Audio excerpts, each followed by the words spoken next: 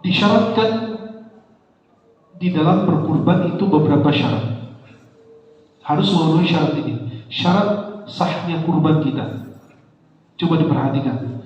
Syarat sahnya kurban kita pertama harus dari hewan ternak yang sudah disepakati, sudah ditentukan.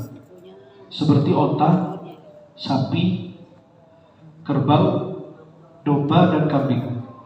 Berarti itu 5. Ibnu Abbas pernah menukil boleh kita berkurban dengan ayam. Berkurban, kata beliau, yang penting ada darah aja. Ayam atau bebek angsa atau bebek atau apalah. Tapi itu khilaf daripada ulama. Maka kita ikutin ulama 4 mazhab.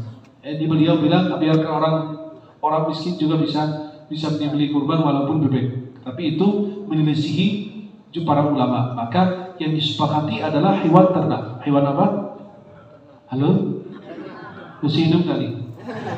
Nah, itu hewan ternak. Yang mana? Onta, sapi, kerbau. Kerbau sejenis dari sapi.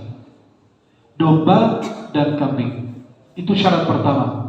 Berarti di luar yang saya sebut itu tidak. Kalau ada jamaah bilang, Syekh boleh nggak berkurban dengan rusa? Tidak boleh. Kenapa? Karena tidak dijelaskan, tidak ditentukan. Yang ditentukan adalah apa yang saya sebutkan tadi. Yang kedua, harus memenuhi kriteria umur yang sudah ditentukan. Kalau di bawah umur itu tidak sah, maka harus teliti dan harus hati-hati pada saat menyembelih hewan kurban. Apa yang dimaksud dengan usia yang sudah ditentukan? Pertama, onta 5 tahun dan ke atas. Yang kedua, sapi 2 tahun. Kalau bisa memasuki tahun ketiga. Kemudian kambing 6 bulan. Kambing 1 tahun. Kambing 1 tahun. 1 tahun lebih itu lebih bagus. Kemudian berikutnya domba 6 bulan. Ada yang mengatakan 7 bulan. Artinya apa? Makin besar, makin bagus. Maka onta 5 tahun ke atas, sapi 2 tahun ke atas, kemudian kambing 6 bulan ke atas. Kambing 1 tahun ke atas. Kemudian domba 6 bulan atau 7 bulan ke atas. Kenapa dikatakan demikian? Karena yang diharapkan dari kurban itu adalah apa? Dagingnya. Kalau makin ciut, makin kecil, apa yang kita dapat? Ya, tulangnya doang. Kasihan orang bilang, kita makan seumur hidup, sup tulang, nggak pernah ada sup daging. Maka yang dicari itu adalah dagingnya. Maka dia anjurkan pilih binatang yang bagus, yang berisi. Kemudian yang ketiga, yang disyaratkan adalah keselamatan hewan kurban itu dari penyakit. Kemarin saya ditanyakan oleh jamaah di Instagram saya itu, Syekh, saya sudah beli hewan kurban, tiba-tiba sakit kena penyakit yang kemarin, terus sembuh, tapi dia meninggalkan bekas, ada pincang dikit. Boleh nggak jadikan kurban? Nah, siapa yang menjawab?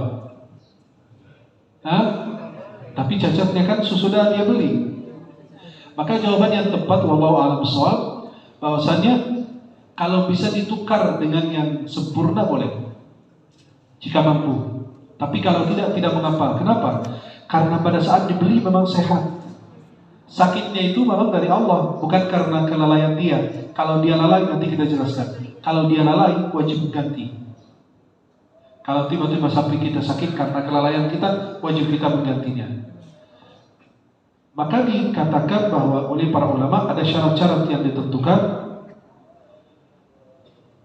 Yang pertama, binatang yang buta dan jelas butanya, itu tidak sah untuk kurban. Yang kedua, binatang yang pincang dan jelas pincangnya. Yang ketiga, binatang yang sakit dan jelas sakitnya kelihatan. Kemudian binatang yang kurus dan habis lemaknya, tinggal tulang doang. Kadang-kadang kita lihat kambing kasihan gitu, apa yang mau diambil. Maka itu binatang itu tidak disyaratkan atau tidak disahkan sebagai kurban. Dia jelas butanya, jelas sakitnya, jelas pincangnya, ya jelas kurusnya, habis lemaknya, itu tidak sah untuk kita berkurban.